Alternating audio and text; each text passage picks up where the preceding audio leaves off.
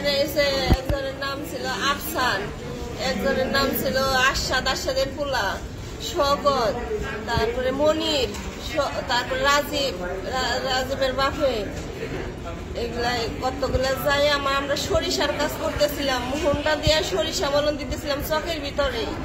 পরে যায় ওই দূর দিয়ে কতগুলো লাঠি অস্ত্র নিয়ে যায়, ওই দূর দিয়ে যায় ওই আমাকে ঘেরাও করে রাতিলে পাতিলে হাতুর দিয়ে, তারপরে এসএসের পাইপ দিয়ে চোখ মুখ উঠে হেলাইছে, তারপরে বাইরে হাত পা ভাঙ্গে আরে আর চলবো না। আমার সামনে চোখের সামনে আমার আমি আসলাম আরেকটা ভাবি সরিষার কাজ করতেছিলাম।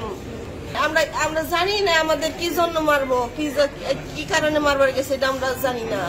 আমারে কিছু বলে নাই, আমারে মালে না। আমি অনেক জানবিট চাইছি, কইছি যে আমার জামাই একটু বাঁচাও, আমার জামাইয়ের মাইরো না, পানি মাইরো না, আমার জামাইয়ের এসে ইচ্ছানি জান দিয়ে খেয়ে যাও, তোমরা আর মাইরো না। জামাই ছিল 8-9 জন প্ল্যান করে গেছি, মারার প্ল্যান করে তারপরে এই যাই পারছি। আমার ছোট ছেলের বয়স 7 বছর আর বড়টার বয়স 10 বছর, দুইটা ছেলে। আমি আজকে আমার ছেলেকেও তো মারবো, আজকে আমারও মারবো। আমরা ওইখানে থাকুন কিভাবে? বলে যে ওই এলাকায় পুলিশ আইলো, পুলিশও মারো। তাইলে এইগুলা কি দেশ, এইগুলা কি এখানে যাই দেখো, ওরা সন্ত্রাসী করে বেড়াইছে দিনে দুপুরে। তো আমারও দাউতে খুব দিছিল, বুঝছেন, লাগে না হাতে থাকে টেটা বাজাও, ওইগুলা জাত গোষ্ঠী সহ শেষ দিয়ে দিব, এইগুলা কোন বংশ বাঁচাবো না।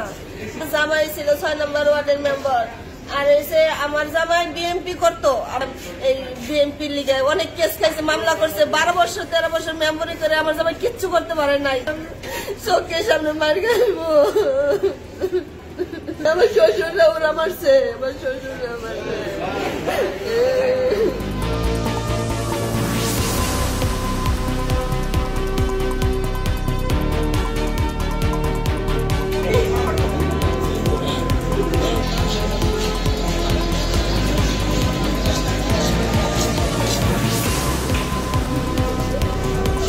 যে ভরসা যাকে ছবি সব করা না ছবি